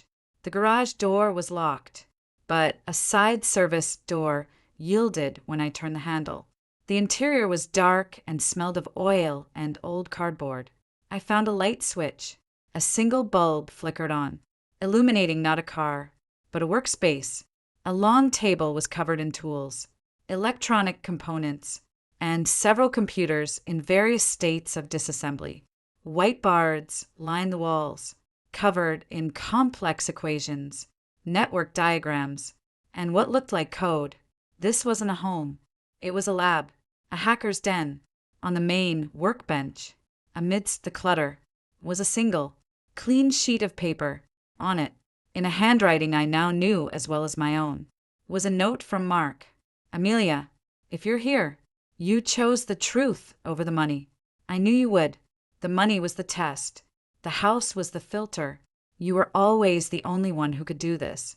The man who lives here is named Leo. He's the best digital forensic analyst and ghost I've ever known. He's also my brother. My brother. The words swam on the page. Mark had never, not once in 10 years, mentioned a brother. He'd said he was an only child, orphaned young, a self-made man with no past. Another foundational lie. I brought him into Axiom in the early days. He's the one who actually reverse-engineered Voss's IP, who built the back doors, who covered our tracks. He's the one who's been monitoring the house, talking to you through the system. He's been watching over you. He knows everything, more than I did. He can help you. Trust him. He's the only one you can trust now. The storage unit in Burbank contains the physical originals of the next-gen schematics. The signed documents Voss thinks he destroyed. It's the incontrovertible proof. Leo will help you get it to the right people. I'm sorry for all the lies, but this one, keeping Leo safe, separate from my mess, was the only one that matters. Protect him. 2M. I sank onto a dusty stool, the note crumpling in my hand. A brother, a tech wizard brother who'd been the architect of the theft and the guardian of the secret. The ghost in the machine had a name. Leo. A sound at the garage entrance made me jump. A man stood in the doorway, silhouetted against the California sun. He was tall, lanky, wearing jeans and a faded t-shirt for a band I didn't recognize. He had Mark's strong jaw and dark hair, but his was longer, messier, threaded with gray. His eyes, behind wire-rimmed glasses, weren't Mark's cold blue, they were a warmer hazel, wide with surprise and fear. You're not supposed to be here yet, he said, his voice softer than Mark's, edged with a nervous energy. You broke the sequence. The house. You were supposed to stay for the full 7 days. The protocols have changed, I said, standing up, my legs weak. You're Leo. He nodded, glancing past me into the street. Paranoid. Yeah. And you're Amelia. He said you were stubborn. A ghost of a smile touched his lips. So unlike Mark's smirk. I see he was right. Come inside. Quickly. You weren't followed. Were you? I don't think so. Thinking isn't knowing. He muttered, ushering me through the side door into the house. The interior was neat but cluttered with tech gear, routers, servers humming in a closet, multiple monitors on a desk showing lines of code and maps with blinking dots. It was the opposite of Mark's sterile, minimalist aesthetic. This was a lived-in mind palace. He led me to the kitchen, poured me a glass of water with hands that shook slightly. How did you find this place? The note in the horse only had the address. The override code was a one-time trigger. It was supposed to bring me to you after the 7 days. Once I knew you'd passed the test. The test? I snapped, the fatigue and fear boiling over. You mean the psychological torture, the creepy messages, watching me have a breakdown in your brother's haunted mansion. Leo flinched. It wasn't supposed to be torture. It was a vetting process. Mark had a plan, a careful, layered plan. The 7 days were to ensure you were committed, that you weren't just going to take the money and run, that you could handle pressure, and to give me time. Time for what? To watch Voss, to see how he reacted to Mark's death, to see if he made a move on you. Leo pushed his glasses up his nose. He has. 2 of his guys have been parked in a van down the street from the Palisades house since the day you went in. They saw you crash out. They'll be looking for you. The water in my hand turned to ice. So I led them here. No, he said quickly, waving his hands. I have counter-surveillance, scramblers, drones, the works. Your trip was messy, but I covered your trail from the train station here. You're clean for now, but they're actively hunting. Finch is compromised. The confirmation was a punch to the gut. Finch works for Voss, not works for. He's terrified of him. Voss has something on him. Tax fraud, I think.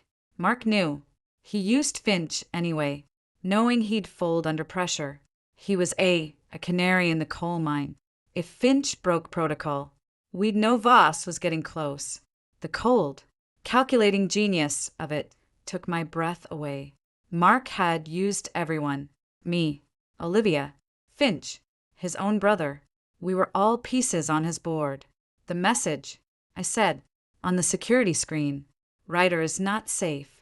Leo's face fell. He walked to his computer bank, typed rapidly. A news article flashed on a screen. It was from the LA Times Metro section. Veteran journalist injured in hit and run. The photo was of a man in his 40s with a determined face. Samuel Ryder. The article said he was in critical condition. Struck while jogging 2 nights ago. Police were investigating. Voss, I whispered. Almost certainly. Ryder was getting close. He'd filed a preliminary story with his editor. Voss must have gotten wind. He's tying up loose ends. Leo turned to me, his expression grim. Mark's death was convenient for Voss. It cleared the path. You're the last loose end. And Catherine and Ben. The weight of it threatened to crush me. We have to warn them. We have to get them out. I know, Leo said. He pulled up a live traffic camera feed on another monitor. It showed a quiet street in Sacramento. A modest house with a bike in the driveway. I've been monitoring them 24/7. They're clean for now. But if Voss knows about them. Mark said Voss threatened them in the emails. He did, but knowing and acting are different. With Mark dead and you MIA, they might still be safe, but the minute you surface, or the evidence surfaces, they become leverage. He looked at me, his eyes earnest. Mark's plan, the original plan, was for you to inherit, to be a public, powerful figure, too visible for Voss to touch directly. Then, with my help, you'd use the evidence to destroy him from a position of strength. You leaving the house early. It makes you vulnerable. It makes them vulnerable. I couldn't stay in that house, I said, my voice breaking. It was eating me alive. I know, Leo said softly. I watched. I saw. I'm sorry. It was his plan, not mine. I just built the system. He sounded genuinely regretful. Why are you helping him? After all this? After he used you? Hid you? Leo looked away, at a framed photo on a cluttered shelf. It showed 2 teenage boys, arms around each other's shoulders, grinning in front of a beat-up car. Mark and Leo, young, hopeful. He was my brother, he said simply. He got us out of a bad situation when we were kids. He was brilliant, and he was broken. What he did to Voss, it was wrong, but Voss is worse. Mark wanted to fix it. At the end, this was his way, a messed up, controlling, brilliant way. He left me instructions, to help you, to finish it. He looked back at me, to atone. I believed him. Maybe I was a fool, but in his nervous, guilty eyes, I saw none of Mark's calculation. I saw a geek dragged into his big brother's mess, trying to make it right. Okay, I said, taking a deep breath. The shock was receding, replaced by a cold, clear focus. New plan. Mark's plan is ash. We're making our own. First, we secure the physical evidence from the storage unit. Then, we get Catherine and Ben to safety. Then, we release the digital evidence to every news outlet, regulator, and law enforcement agency on the planet. We burn Voss to the ground before he can touch any of us. A slow smile spread across Leo's face, the first real one I'd seen. It transformed him. I like that plan. It's direct, messy, but direct. He started typing furiously. I'll create new identities for Catherine and Ben. Safe house in Oregon. I have a friend. We'll need to move them tonight. As for the storage unit, he pulled up a schematic on screen. It was a 3D model of the Starlight self-storage facility. It's a fortress, biometric locks, motion sensors, the works. Mark didn't trust banks. Getting in without triggering an alarm will be tricky. Can you do it? He cracked his knuckles. a glint in his eye that was all Anderson. I built the system for him. Of course I can hack it, but we'll have to go in person. The final layer is a physical key. The one you have. I pulled the storage key from my bag. When? Tonight. After dark. He studied me. You look like you're about to fall over. You need sleep. You can crash in the guest room. I'll keep watch. Sleep felt impossible, but my body was a lead weight. Leo showed me to a small, tidy room. As I lay on the bed, staring at the ceiling, the events of the last days cycled through my mind, a carousel of horror. But for the first time, I wasn't alone. I had an ally, a strange, paranoid, hacker ally who was the brother of my dead, bigamist, criminal husband. It wasn't much, but it was a thread to hold on to. As I finally drifted into a black, dreamless sleep, one thought crystallized. Mark Anderson's game was over. Now it was my turn to play, and I was playing for keeps. The digital alarm clock on the nightstand read 5:17 p.m. I'd slept a dead, dreamless sleep for 7 hours. For a few disoriented seconds upon waking, I expected the sterile silence of the Palisades house, then the hum of servers from the other room. The smell of stale coffee and soldering iron snapped me back to reality. Leo's reality. I found him still at his command center, now with 3 extra monitors active. One showed the feed of Catherine's house in Sacramento, peaceful in the afternoon sun. Another displayed a complex topological map of the Burbank storage facility, with blinking red and green dots. The third was a scrolling feed of encrypted chat messages, symbols and code I couldn't decipher. "You're up," he said without turning around. "Good. We have a problem. A big one." Any residual grogginess vanished. "Voss. Worse. The FBI." He spun in his chair, his face pale. "They just opened a formal investigation into Axiom Tech Securities fraud, based on anonymous tips about financial irregularities. It's all over the business wires." My blood ran cold. "Voss. He's moving first. He's triggering a regulatory avalanche to bury Axiom, to tie up the assets, to create chaos."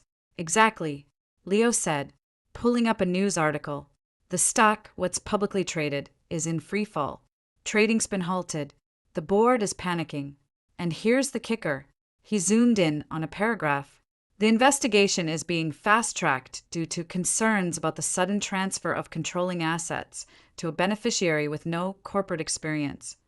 That's you, following the suspicious death of the founder." Suspicious. The word was a fist in my stomach.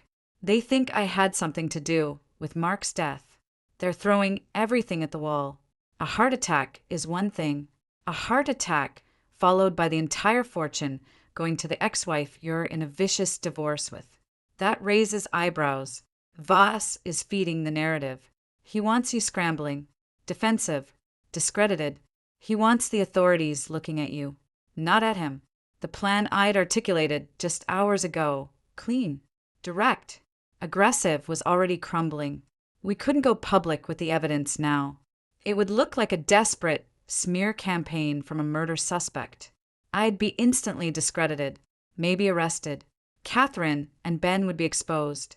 "We have to move faster," I said, my voice tight. "The storage unit. Now, we need that physical evidence.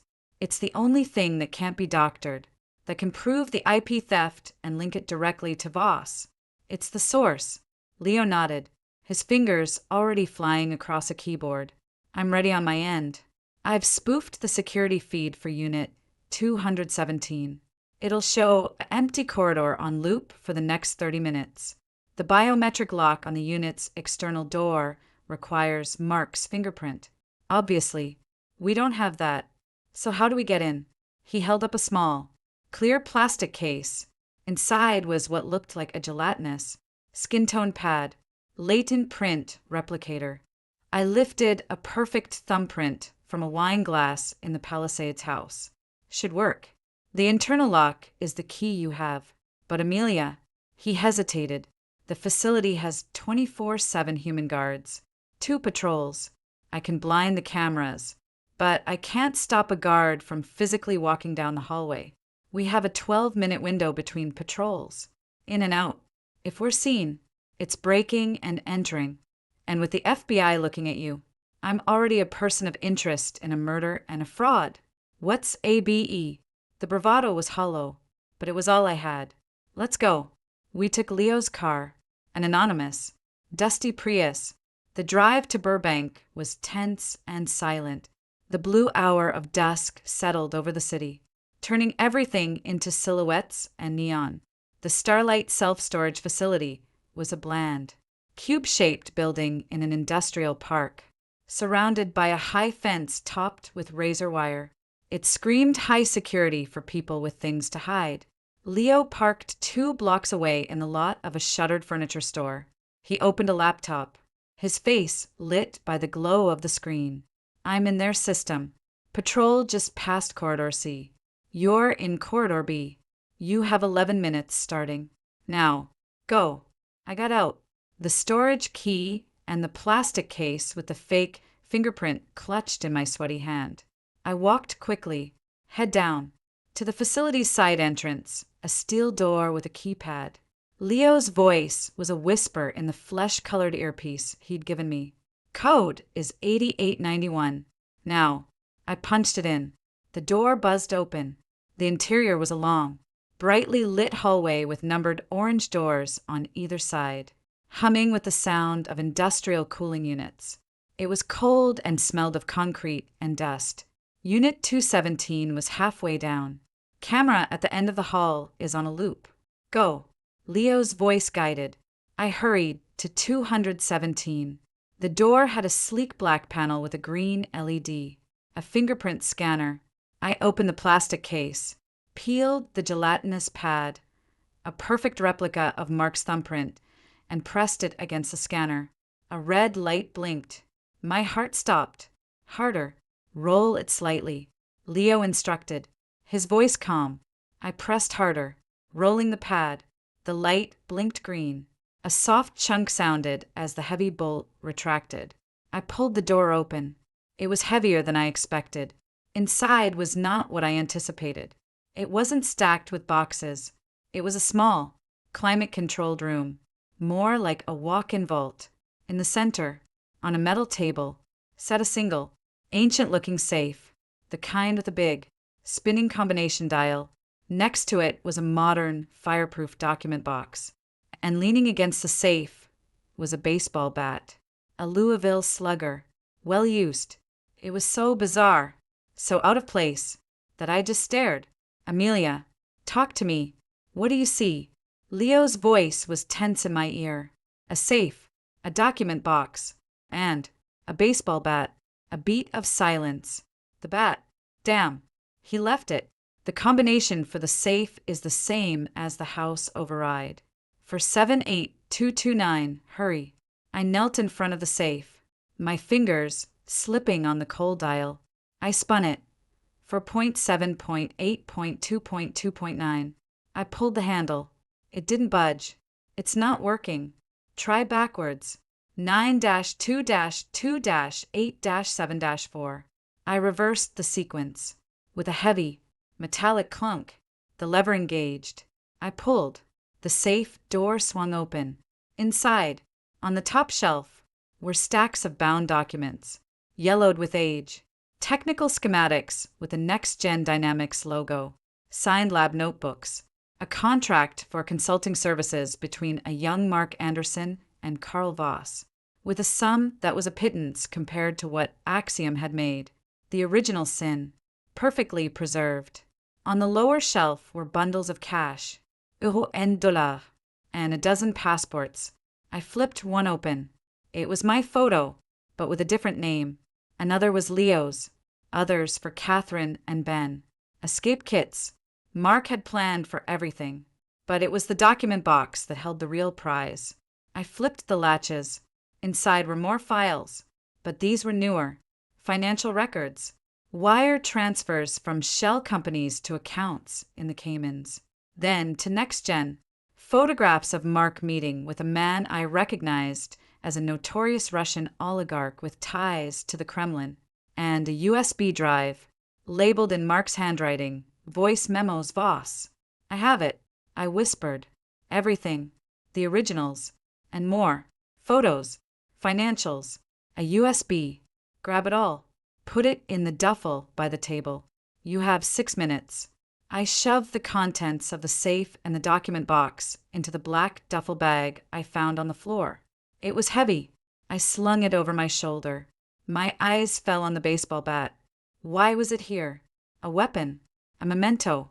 On impulse, I grabbed it too. As I lifted it, I noticed something carved into the smooth wood of the handle. 2 sets of initials, MA and LA, and below them, a date, June 15th, 04. Mark and Leo Anderson. 2004, the year Ben was born. A memory, not mine, clicked into place. Mark once told me, early on, that his father had been abusive, that he'd once used a baseball bat too. He'd never finished the story. He'd just gotten a distant, cold look and changed the subject. Was this the bat? A trophy? A warning? For minutes. Amelia. Patrol is starting their round on the east side. Move.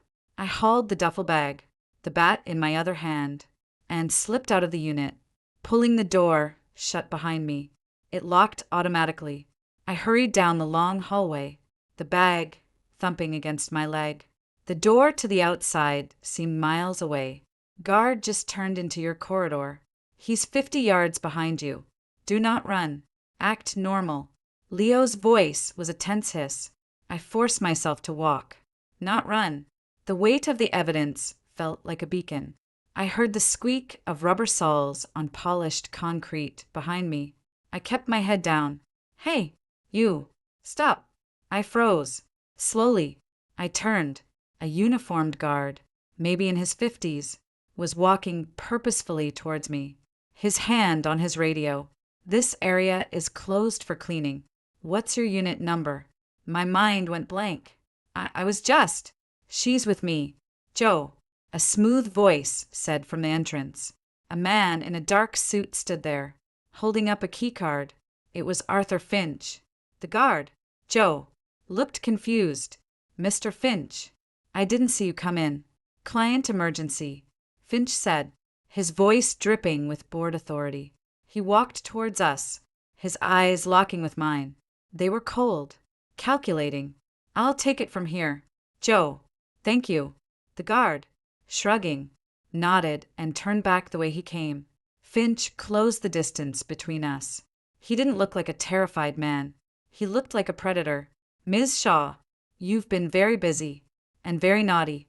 Breaking the terms of the will forfeits your inheritance and makes you a fugitive. His smile didn't reach his eyes. Now, why don't you hand over the bag? And we can forget this unfortunate incident. I'll even call off the men Mr. Voss has stationed outside. So that was it. He wasn't just compromised. He was the conductor. He'd herded me here. The FBI investigation. I said, my voice surprisingly steady. That was you, feeding them the story. A necessary distraction. Mr. Voss prefers to operate without official scrutiny. Having the FBI chase you for fraud and other things keeps them out of his way. Now, the bag. I tightened my grip on the duffel strap. My other hand held the baseball bat loosely at my side. In my ear, Leo was whispering, Amelia, I'm calling the police. Stall him. Mark trusted you, I said, taking a step back. Mark was a client, a demanding, arrogant client who thought he was the smartest man in the room. Mr. Voss is smarter. He pays better, and he doesn't leave loose ends. Finch took a step forward. The bag. Last chance. I saw it in his eyes. He wasn't going to let me walk out of here. I was a loose end. The inheritance was forfeit. Killing me would just be tidying up. You know, Arthur, I said, shifting my weight. Mark told me you were a canary, a coward who'd sing for the highest bidder. His face tightened. He always did underestimate people. No, I said, hefting the baseball bat. He just knew their price. I swung. Not at Finch, he was too far. I swung sideways, as hard as I could, at the large glass cover of a fire alarm on the wall. The crash was deafening. Shards of glass flew.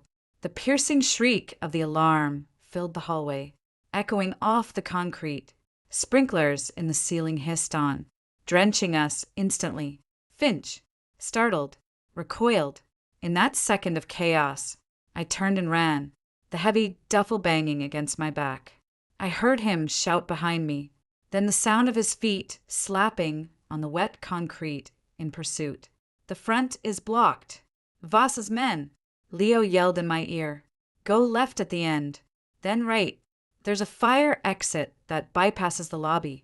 I skidded left, soaked and blind in the spraying water. I found the door, a heavy steel bar. I slammed into it, and it burst open into a loading dock area. Leo's Prius screeched to a halt at the bottom of a short ramp, the passenger door flying open. I threw myself and the duffel bag inside. Go, go, go. Leo floored it. As we peeled away, I saw Finch and two large men in black suits spill out of the building, looking around frantically.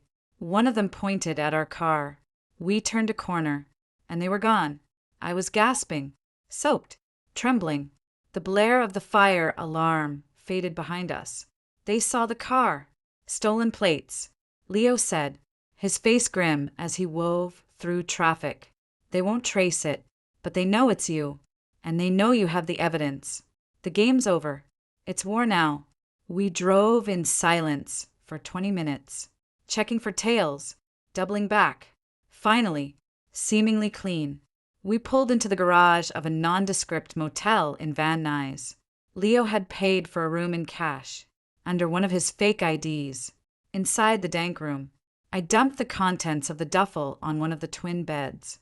The documents, the cash, the passports, the USB drive, and the baseball bat. Leo picked up the bat, studying the carving. June 15th, 2004, the day our father died.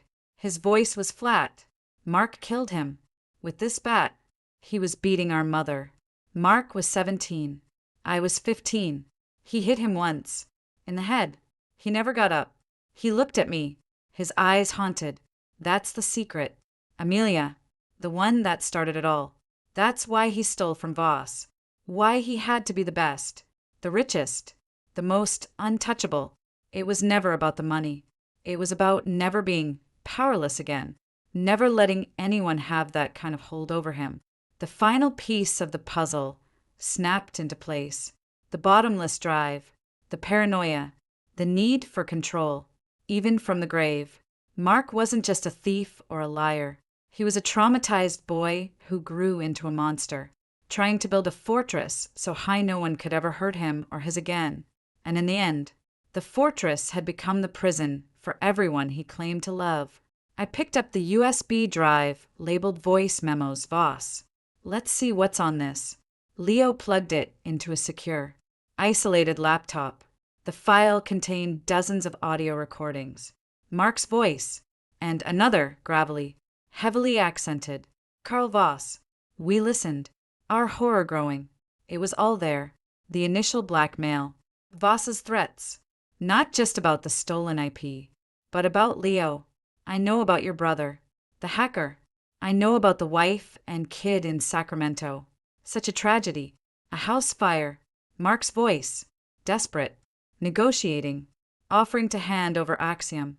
To launder Voss's money. Voss demanding more. Always more. The final recording was dated the week before Mark died. Voss's voice. The time for stalling is over. Anderson, you will sign the transfer documents, or I will send the pictures of your bastard son to your pretty ex-wife, along with his address, and then I will have my men pay them a visit. You have 7 days. 7 days. The same as my sentence in the house. Mark hadn't had 7 days to live.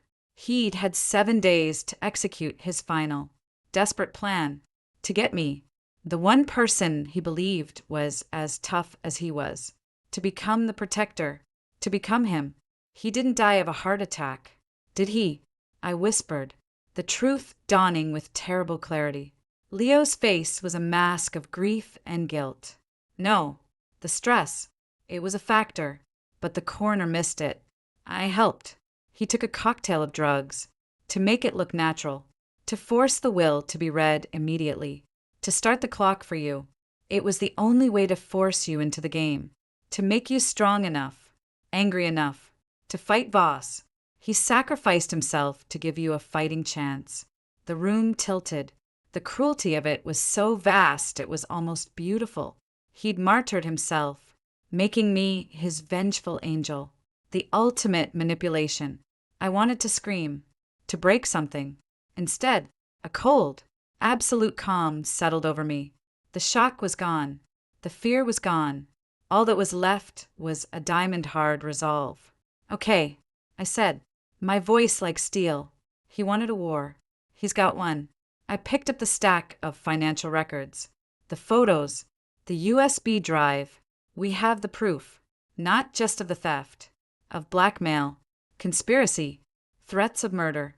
We have Voss's voice. The FBI is already investigating Axiom. Leo said, they'll be looking for you. Anything you give them will be tainted. Voss will say it's fabricated. We're not giving it to the FBI. I said, a plan forming with crystalline clarity. We're giving it to the one person Voss can't bully, can't buy, and who has a very personal reason to want him destroyed. Leo frowned. Who? I picked up one of the photos from the storage unit. It was a grainy surveillance shot of Voss meeting with a Russian oligarch, Igor Volkov, a man currently on the U.S. sanctions list, wanted for terrorism financing.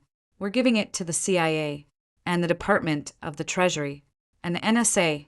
We're not just exposing a thief. We're exposing a traitor who's laundering money for a sanctioned enemy of the state. We make it so big, the FBI investigation into me becomes a footnote, a distraction orchestrated by the real criminal. A slow, grim smile spread across Leo's face. That's brilliant and incredibly dangerous. Voss will come at us with everything he has. Let him, I said, gathering the evidence. But first, we get Catherine and Ben out. Tonight, you have the safe house ready, a cabin in rural Oregon, isolated, no digital footprint. My friend is ex-Special Forces. He'll meet them, get them settled. Do it, now. As Leo made the call, speaking in a low, urgent voice, arranging for a package extraction, I looked at the evidence spread on the motel bed. The story of Mark Anderson, the abused boy, the murderer, the thief, the liar, the husband, the father, the genius, the monster was all here, in these papers and recordings. It was a tragedy, but it wasn't my tragedy anymore. My story was just beginning. I was no longer Amelia Shaw, the jilted wife. I was the heir to a bloody fortune and a deadly secret. I was the keeper of a flame that could burn down a kingdom of corruption. And I was just getting started.